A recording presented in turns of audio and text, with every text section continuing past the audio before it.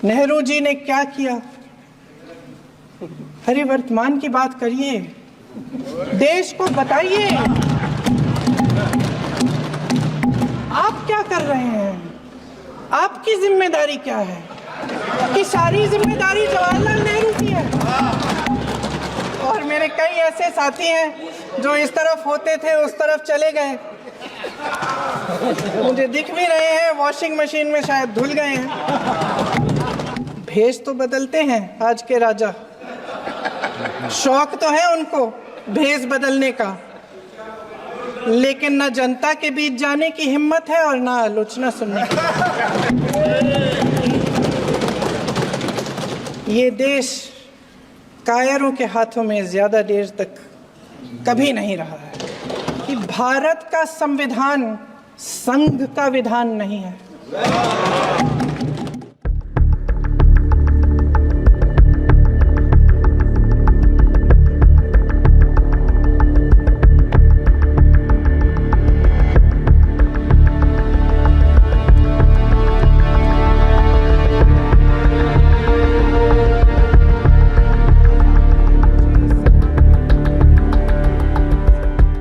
वाद विवाद और संवाद की हमारी पुरानी संस्कृति है।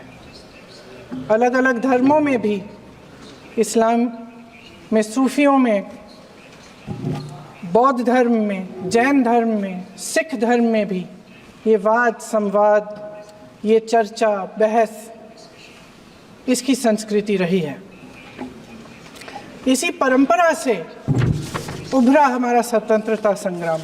इसमें देश के किसान, देश के जवान, देश के मजदूर, देश के अधिवक्ता, देश के बुद्धिजीवी, चाहे किसी भी जाति के हो, चाहे किसी भी धर्म के हो, चाहे किसी भी भाषा को बोलते हो, सब इस स्वतंत्रता संग्राम में शामिल हुए।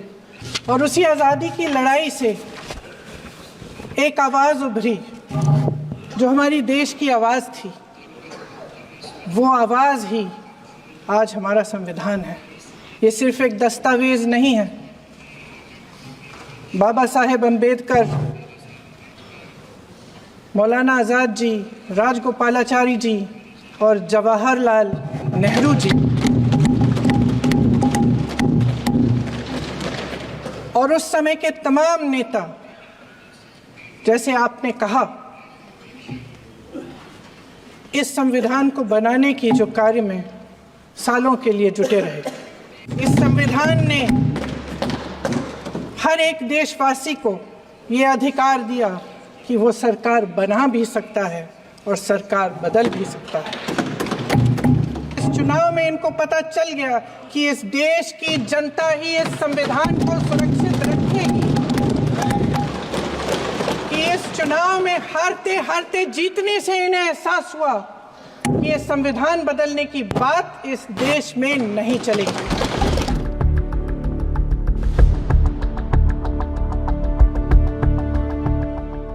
जिसका नाम लेने से कभी कभी आप झिझकते हैं और कभी कभी उनका नाम धड़ाधड़ इस्तेमाल किया जाता है अपने आप को बचाने के लिए।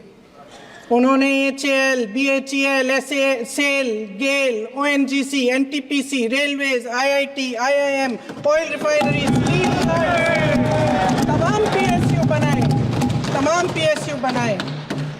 अध्यक्ष महोदय, उनका नाम पुस्तकों से मिटाया जा सकता है, उनका नाम भाषणों से मिटाया जा सकता है, लेकिन जो उनकी भूमिका रही इस देश की आज़ादी के लिए और इस देश के निर्माण के लिए, वो इस देश से कभी मिटाया नहीं जा सकता।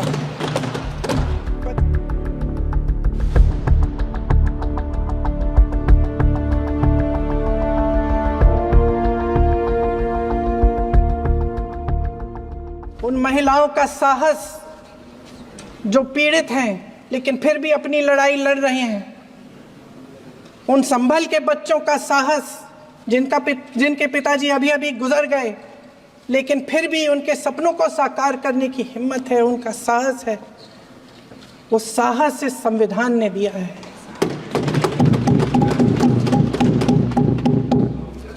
वो आत्मविश्वास इस संविधान ने दिया है।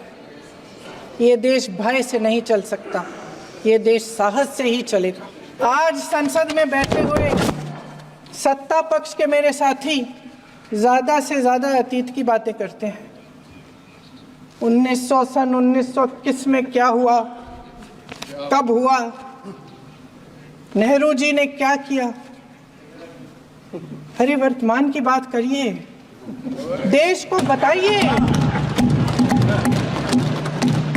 आप क्या कर रहे हैं, आपकी जिम्मेदारी क्या है।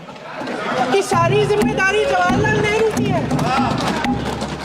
प्रधानमंत्री जी यहाँ सदन में संविधान को की किताब को यूं माथे से लगाते हैं, लेकिन संभल में, हाथरस में, मणिपुर में जब न्याय की गुहार आती है, उठती है, तो उनके माथे पे शिकन तक नहीं आता।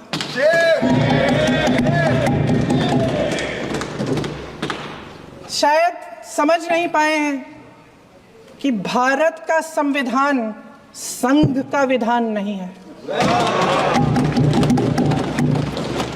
एक कहानी होती थी, अध्यक्ष महोदय, शायद बचपन में आपने भी सुनी होगी। राजा भेष बदलकर बाजार में आलोचना सुनने जाता था। भेष तो बदलते हैं आज के राजा, शौक तो है उनको भेष बदलने का, लेकिन न जनता के बीच जाने की हिम्मत है और न आलोचना सुनने की। ये देश कायरों के हाथों में ज्यादा देर तक कभी नहीं रहा है। ये देश उठेगा, ये देश लड़ेगा, सत्य मांगेगा, सत्यमेव जयते। जय हिंद।